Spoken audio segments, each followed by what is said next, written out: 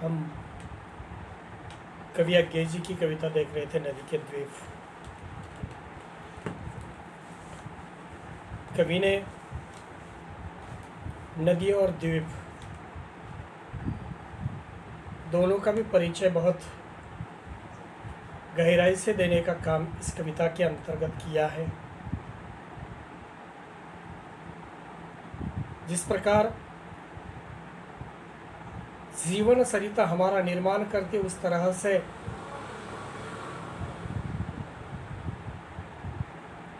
हम नदी को छोड़कर नहीं जा सकते, इस प्रकार का संदेश कवि ने स्तोत्रस्विनी इस शब्द के अंतर्गत किया है। नदी हमारी माता है, नदी हमारी धरोहर है, उससे हमारा जन्म हुआ है, वो हमें आकार देती है। यहाँ तक कवि ने इस कविता के अंतर्गत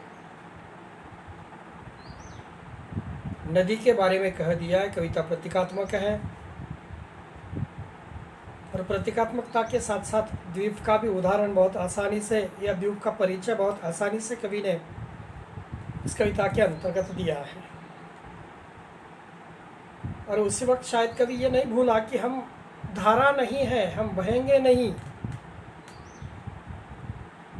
लहरों के समान उठना और गिरना, प्रभावित होना हमें नहीं आता है। हम द्वीप है, हम अड़ीग है, हम स्थिर रहेंगे। बहना मतलब रेत होना, इसी प्रकार का संदेश या इसी प्रकार का संकेत कवि ने इस कविता के अंतर्गत दिया है। बाकी आगे की कविता हम अब यहीं पे देख लेते हैं। द्वीप है हम, यह नहीं है शाप, यह अपनी नियति है, हम नदी के पुत्र हैं। बैठे नदी के क्रोड़ में, वह बृहत भूखंड से हमको मिलाती है और वह भूखंड अपना पीतर है। हमने पहले भी कहा है और अभी भी यहाँ पे इस पंक्ति के अंतर्गत हमें कहना उचित होता है कि कवि यहाँ पे कहता है कि हम द्वीप है। द्वीप बनना हमारे लिए अभिशाप की बात नहीं है, अपितु भाग्य की बात है। वास्तविकता यह है, सच्चाई यह है कि वह नदी का पुत्र है, क्योंकि नदी से जन्मा है। उसी के गोद में निश्चिंत होकर वह रहता है। नदी के पार जो भूखंड है वह उसका पिता है, क्योंकि भूखंड के ही अंश नदी की धारा में पड़कर रेत का रूप धारण कर द्वीप का निर्माण होता है। कवि यहाँ पे सीधे शब्दों के अंतर्गत कहता है, वह बृहत भूखंड से हमको मिलाता है। वह बृहत भूखंड से हमको मिलाता है। नदी के उस पार जो भूखंड है वह हमारा पिता है, क्योंकि भूखंड के ही अंश से नदी की धारा में पड़कर रेत का रूप धारण कर द्वीप के निर्माण के मूल के कारण बनते हैं। इसीलिए कविता के अंतर्गत कवि कहता है कि नदी हमारी माता है और हम उसके पितर है या पुत्र है। बल्कि उसके अंतर्गत रहना, स्थिर रहना वगैरह, इस प्रकार के जो संदर्भ कवि देता आ रहा है कि बार बार वह कहता है कि नदी हमारी माता है, हमें पूरी तरह से संसार के अंतर्गत किस तरह से चलना है या किस तरह से संस्कारों को ग्रहण करना है, ये वगैरह बतलाने का काम नदी के द्वारा ही होता है। हम उस भूखंड के पितर है, हम उस भूखंड के मूल बालक है और वह भूखंड हमारा पिता है। आगे, नदी तुम बहती चलो, नदी तुम बहती चलो, भूखंड से जो दार हमको मिला है। नदी तुम बहती चलो, भूखंड से जो दाएं हमको मिला है, मिलता रहे, मांझती संस्कार देती चलो।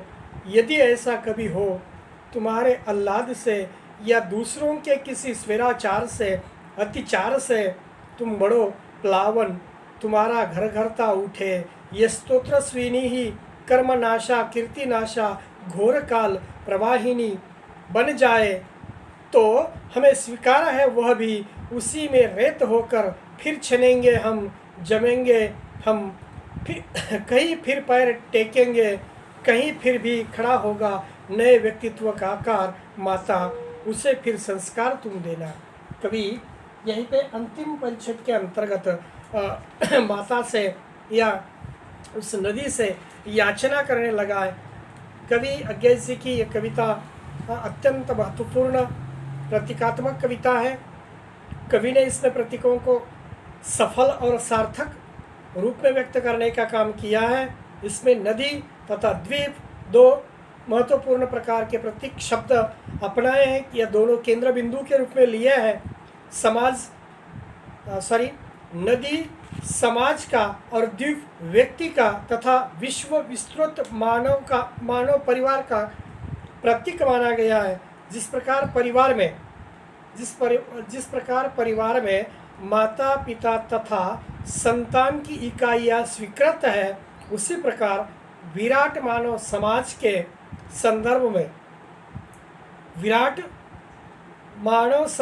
संदर्भ में कवि यहाँ पे कहता है कि भूखंड से जो दाय हमको मिला है मिलता रहे। भूखंड से दाय ने दायित्व, भूखंड से जो दायित्व हमें मिला है वो निरंतर हमें मिलता रहे। नदी हमें मांझती है, नदी हमें संस्कार देती है, संस्कार देते चलाती है। यदि ऐसा कभी हो तुम्हारे आह्लाद से या दूसरों के किसी स्वराचार से, यदि कभी कभार ऐसा हुआ तो अतिचार से तुम बढ़ो प्लावन, तुम्हारा घर घरता उठे, तुम बढ़ती चलो बहती चलो, और उसी के अंतर्गत शायद कभी कभार अतिचार हो जाए या अतिसार हो जाए तो उसके अंतर्गत हम भी डहते चलेंगे, बहते चलेंगे। इस कविता के माध्यम से कवि अज्ञेय जी ने द्वीप तथा विस्तृत विश्व धरती का पारिवारिक संबंध दर्शाते हुए व्यक्ति, समाज तथा विश्व मानव के परस्पर संबंधों को उजागर करने का काम किया है। कवि समय को नदी की धारा में उत्पन्न एक द्वीप मानता है। इस द्वीप का अस्तित्व नदी की धारा पर ही निर्भर है। इस द्वीप का अस्तित्व नदी की धारा पर ही अस्तित्व है।